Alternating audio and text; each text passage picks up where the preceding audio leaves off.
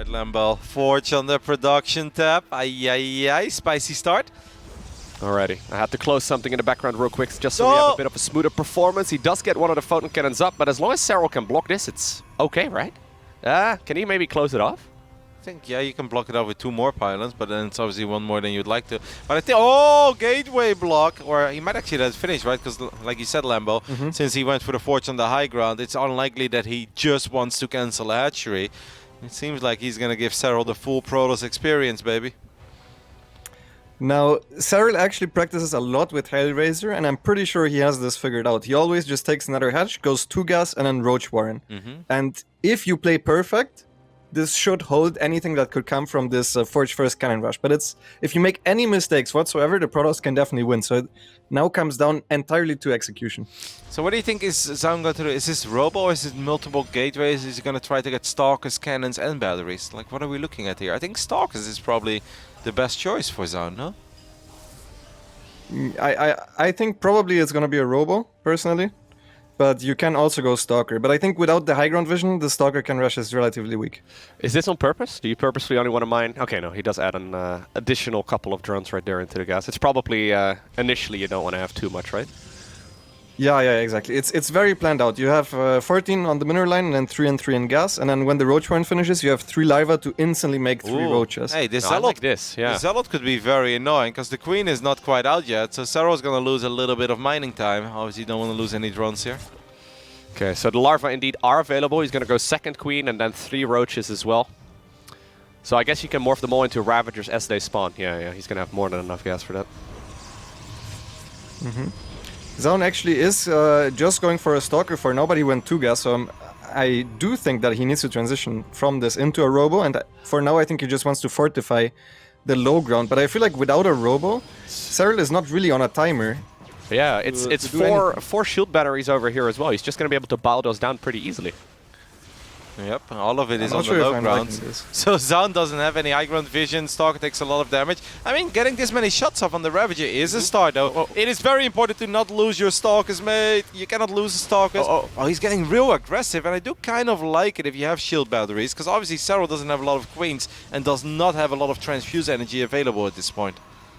Yeah, nice control by Serral.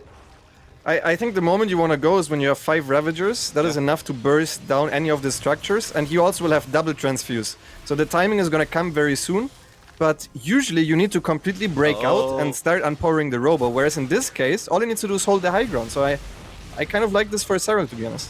Well, one Ravager is taking a lot of damage, but it does live. The low HP Stalker is always in the front. There are so many Ravagers, and Serral gets the first Stalker kill, and that is a very big deal, because Zoun has limited DPS at this point. These buildings are next to each other, so that's a double kill on the Ravagers.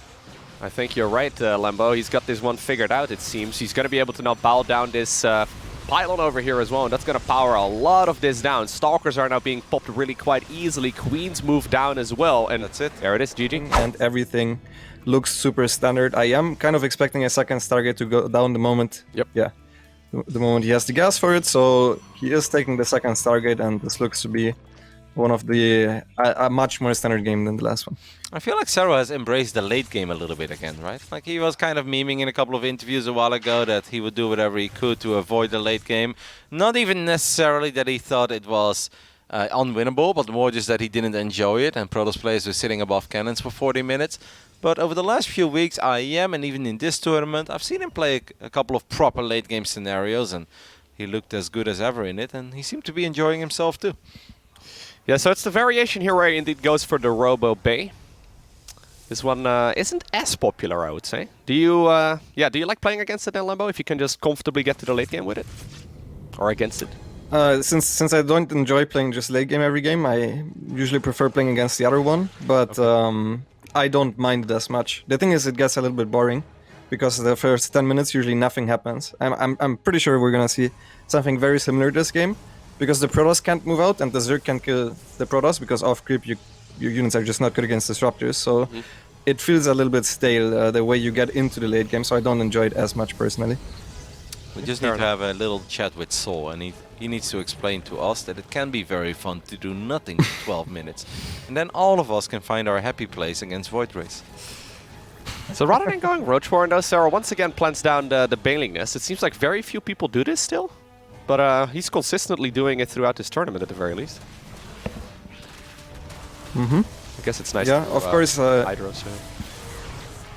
Yeah, I think it's just fine to not get a Roachborn if you see a 4-minute third Nexus. There's only a single build that the Baneling Nest has problems against, and that's when they stop probing, they just make a Nexus and then they throw down 6 gates, attack with like 1 Immortal and a bunch of sentries. And that's not in the meta at all anymore, so if you can skip the Roachborn, because Baneling Nest is also good against Glaives, then that's very nice, especially against the 2-staggered Void Ray build, so that's why we're seeing it more and more. That makes a lot of sense. Alrighty, so Serral's happily expending, and like we've already discussed here, denying these type of bases, I mean, you're gonna have to go for an all-in. Disruptors make it extremely hard, and obviously once this is also set up here, battery overcharge and all the static defense, it's gonna make it even harder to try and get rid of it, so... In order to attack for the Protoss, he theoretically needs High Templars in that case, which is just not viable on creep with this little ground army, so you can just zone them out. So I think you can go Hydroling Bane, super heavy drones, some Vipers, and then you instantly go into the Ultras, which should be good against the small ground armies, also against the Disruptors, and then you have the Corruptor upgrades. That's what I was talking about, where you kind of feel like you have a head start as well as the Zerg in that case. Yeah, taking a 5th base here for Protoss is really tricky, right? Like, where are you gonna go? Over here, maybe? I mean, it's a little out of the way. It kind of opens up the door for this base to be harassed a lot more as well, so... Guys, so we're feeling pretty happy here, I think. It's been like a minute. He did finally start +2, but Zoun was never my friend. You gave him 5 seconds of time and he... Well, he needed the fleet beacon, so I was like, you know what, 5 extra seconds when the beacon finishes up. He let me down. He even fired up Storm before +2 air weapons. The audacity of the nerds in this tournament. I feel like he's got 21 spores already. Yeah, okay. That's why his anti-air looked a little bit lacking maybe, but he's gonna start getting the Corruptors out right now. He really wants to lose the Hydras, by the way. I sometimes even kill my own Hydras, just so the Protoss doesn't recognize the timing. Because with the amount of drones that you have, and the Ultras and the Vipers, you actually don't have the supply to have the Hydras and the Corruptors. But Corruptors are way more supply efficient. So eventually, very early on, as the Protoss approaches their maxed out timing, you need to get rid of the Hydras. It's very, very crucial to do so. So you make a set amount of Hydras with this build? Yeah, you don't need that many, like less than 20 for sure. And then just to be safe. And then afterwards you just spend all your gas on extra upgrades and then you already get the important units. So is that just in case of like a bunch of Void Rays going in or like an Adventurer's carrier or something? Yeah, exactly. It's just easier than Queens to catch Void Rays, especially when the Void Rays have the upgrades. Some Protoss like to get it early with this style. Do we have a Dark Shrine on the side of our Protoss? We should have one, right? I think it's always useful in games like this. He doesn't Not have yet. one yet. Love to see what. Do you guys know that this is now a 12-minute game and that is the first gas unit that has died? The Void Ray. Other than that, the only things he lost costed minerals. I like this position quite a bit for Serral here, right? Like, he's getting to do whatever he likes. I mean, maybe he can take the high yield gas as well. That would be... Raynor probably would be shouting for it by now. Raynor. That is true. Raynor was tilted yesterday. Yeah, the I saw it. Yeah. But the base actually against... in ZVZ for a second, as we see the Ultras actually engaging here. Okay, wait a second. So we're getting an abduct here. Only a single carrier got abducted. I feel most of the time we see a few more. Good positioning on the High Templar. Obviously you don't want to lose carriers, but he did just land multiple feedbacks. And Zoun might feel like this is a good moment to fight. He's got +2 air weapons, firing forward a couple of Novas. I do feel like if we want to fight, we need to keep fighting. I always hate it when they fight, but then they don't actually fight, and they're just going to get picked apart one by one. Yep. I think you're right. We're going to be seeing a couple more abductions. Ultras are once again going in for the counter-attack as well. There are a couple of Immortals there, but now the Brute Lords can start moving forward again as well. And like the Queens want to push the creep, and then all of a sudden you're going to have Spores over here, right? Guess he's waiting for the Tempest to show up, because he has been building a couple. Yeah, the Tempests are going to make this a lot harder, but it's really good that he picked off the Oracle already, and there are no Oracles anymore. I mean, if you control the Tempest like this, then it's maybe not that much harder, but yeah, the Spore push itself, the Spore plus Broodlord, especially without Infestors, should be completely shut down by Tempest, but without the Vision, the Tempests are very, very hard to control against this. Boop! Pick one. No. Pick whatever you like. There you go. Yeah, this is nasty, right? Like, okay. What?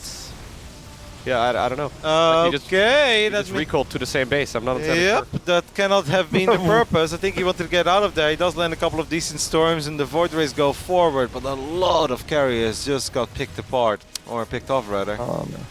And Yeah, one check the resources lost. It's so bad for pros already. We never really see this. What in the world? Yeah, Serral's looking insane right that now. 8k against 16k almost. Yep. And there's no way, like, Serral's been out-mining his opponent all this time as well, right? Okay, maybe he's going to be able to get a... He just killed a couple ultras, right? But the problem is once these are gone, then he can make ultras again. You know, this is why I get so triggered sometimes. When we had that initial skirmish here, we Yeah, had that fight, right? Pushing, right? Like, let's say he fights and he loses. Whatever. Then at least he fought. But now I feel like a fight didn't even take place and he's already losing the game in an incredibly one-sided manner. And I just wish, like, if you get all your interceptors out there, the corrupt account wasn't ridiculously high. I honestly think if you just A-move there and you keep landing a couple storms, try some novas, at least it's a battle. And now I feel like you've lost without battling, and it's so upsetting to me. Yeah, the problem is also he doesn't have a great direct fighting army. Even though his army is very big, he is going for the Tempest, which usually does damage over time, where you can actually trade effectively. So in order to not get picked apart, you go for Tempest, but then if you're not out-mining your opponent, taking better trades doesn't really matter as much. His upgrades are also starting to be a lot worse than Serral's. He already has 3-3 on the ground, so even just defending the Zerglings is such a pain at this point. No, I'm totally with you, Lambo. I actually like the other army, where he didn't take the fight, a lot more than this army, because this army is just not good. If Serral pounces on it, if you get on top of this Protoss army, you get rid of the High Templars, and the rest really isn't anything to truly worry about. And even if Serral would somehow lose, he can always clean this up with reinforcements. It's a lot of Tempests. It's like, yeah, it's good against Spore Crawlers, but eventually Serral will jump on this army, and he's not just gonna beat it, he's gonna absolutely annihilate it. I actually like that he gave up the base over here on the high ground. He's like, yeah, sure, I'll take the expansions on the other side instead. As long as you don't get another base up, eventually you're gonna run out of money. Okay, gonna force in one Dark Templar, or two Dark Templars, I guess, to one Archon. And he gets the Archon. So, +3/+3. It's gonna finish up very shortly for the Flyers, and is that the moment you start really attacking? I guess so, right? It's the moment as a Protoss player that you start really worrying, that's for sure. You start crying at this point, I think. The reason why I love air weapons so much is that obviously one of the best things about Protoss is Chrono Boost. So you can create an upgrade advantage for your air units over the Zerg. And then on top of that, we can build Stargates a lot earlier than Zerg players can build Spires in general. But obviously, you know, if we're 18 minutes into the game, that little advantage doesn't matter anymore. And now just comes down to army and army composition and spellcasting. Yeah, now there's infestors in the mix as well. Obviously, fungal growth is very scary. Now there are still a couple disruptors available, which is nice. Oh, he just lost all his High Templars. All 4 of them are down, and now Serral can abduct for free. There's nothing that Zoun can do about it. Zoun is forced to take the direct engagement. Oh, close your eyes. Oh, no. What do you mean? I'm looking at this, man. I love this. Zoom in then on those Void Rays. Let's show them die. Okay, careful with the Archons though. Yeah. All the Corruptors were above the Archons, but it doesn't really matter because like we said before, this army is simply not that good in a straight up fight.